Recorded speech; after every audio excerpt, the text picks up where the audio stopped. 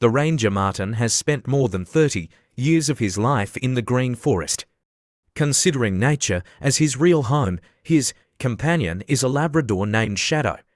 Loyal and brave, always following every step of the patrol on normal days. They roam through dense trails, recording traces of wild animals and checking sensitive areas. A rainstorm that lasted for many days turned the mountains and forests grey. The gentle river suddenly turned into a ferocious flood. The water rose and rolled, trees fell, and rocks and soil slid everywhere, making the patrol both urgent and dangerous. The ranger team had to split into many small groups, dispersed throughout the area to promptly grasp the situation and support the wildlife. Martin drove an old pickup truck. Shadow sat in the back seat, his ears erect, his eyes constantly observing the raging river. The sky was dark and gloomy. Thunder and lightning were constant, and gusts of wind were whistling past, making the atmosphere in the car even heavier.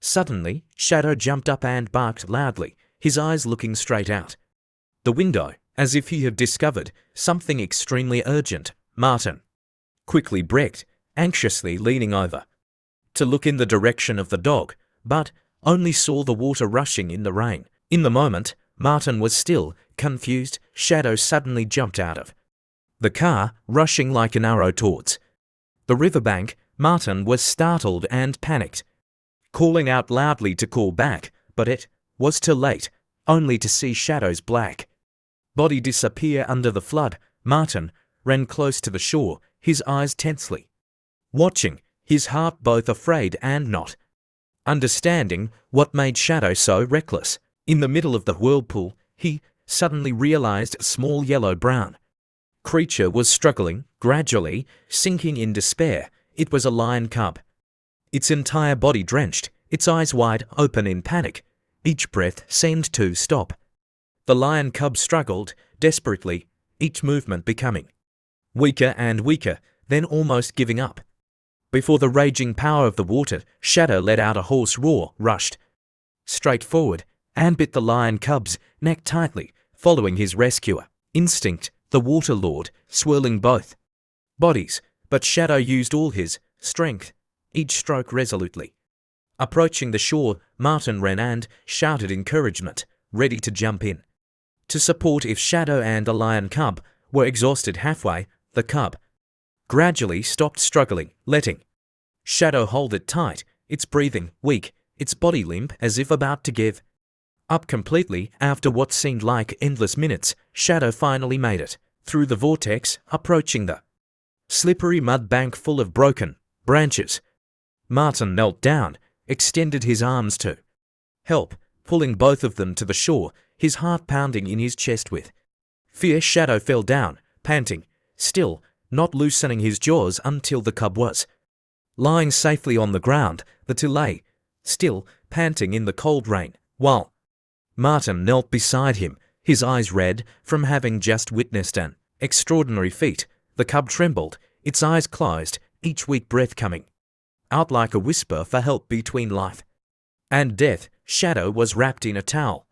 In the car, his body was wet and shaking, but his eyes were still following the lion cub. The rescue vehicle sped to the nearby veterinary center. In the examination room, the veterinarian carefully cleaned the mud, checked the lion cub's heart and lungs with specialized equipment. The lion cub let out a few soft groans, then opened its eyes and blinked, making everyone breathe a sigh of relief because of the hope of survival. Shadow was also examined carefully. Luckily, only had small scratches and was exhausted after fighting the fierce water. A doctor came out and announced that the lion cub would overcome the critical condition if given special care. In the next few days, Martin bent down to stroke Shadow's wet fur, whispered, "Thanks," his eyes shining with pride. At that moment, he knew that his whole life had witnessed a friendship that transcended species and was worth remembering forever. Martin was given a special mission to help Shadow take care of the lion cub during its recovery period in the semi-wild area. In the early days, the lion cub was still shy. Hiding in the corner of the cage, his eyes still shining with unfamiliar fear. Shadow patiently lay close, not moving, gradually making deep, warm sounds that reassured the lion cub. One day, the lion cub hesitantly walked closer, sniffed Shadow, then suddenly rubbed its head lightly against the warm black fur. From then on, the two played non-stop, chasing each other around the yard, rolling on the dry grass like real children. At night, when the cold wind blew, Martin often saw them curled up together, their small figures like two blood brothers. Day by day, the lion cub's health recovered rapidly. Its golden fur gradually became shiny and smooth, its eyes shining with determination. Other rangers often visited, surprised to witness the unusual friendship. Unable to believe that the scene was real, Martin took care of both of them with love without discrimination. He considered it a rare gift from nature. When the health was stable, the lion cub was moved to a spacious semi-wild enclosure designed to simulate a natural forest. Martin directly guides and gives instinct training exercises, simulated hunting with hanging bait, and small challenges. Shadow often stands outside the fence, barking loudly to encourage, like an older brother urging his younger brother to step into the world of independence.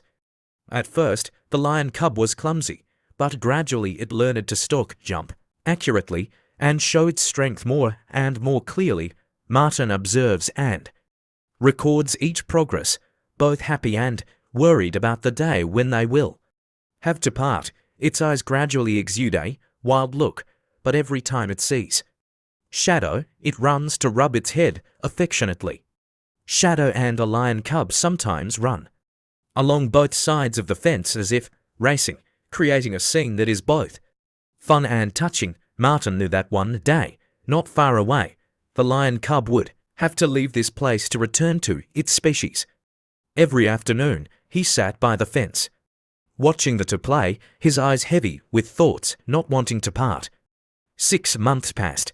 The lion cub had grown up. Its body was strong, its steps were majestic. Its eyes were bright with the bravery of a predator. The day of parting was set. The center prepared a special car to take it to the distant grasslands. Martin brought Shadow, the dog, immediately rushed to lick his friend's face, and the lion cub rubbed its head with reluctance. The two clung to each other, growling and barking loudly as if they were having their last conversation. Martin's heart was filled with sadness. Martin hugged Shadow tightly, whispering that they had done the best they could for the lion cub. Shadow barked loudly, the sound like a farewell, causing the entire team of rangers to stand still, their eyes blurred with emotion. The lion cub turned to look at Shadow, his eyes moist as if wanting to engrave the image of the person who saved his life. The cage gate opened. The lion cub stepped strongly into the car, his eyes proud but still full of nostalgia. When he reached the grassland, when the car door opened, he jumped down onto the grass, breathing the air of freedom. For the first time, his strong legs ran away, leaving a roar echoing in the vast and majestic space. Shadow sat next to Martin, his eyes looking into the distance, barking loudly as if sending a message. Martin gently placed his hand on Shadow's back, whispering that they had given him a miraculous chance to live. In Martin's memory, the image of that rainy and flooded day is always clear, reminding him that nature still has many wonders.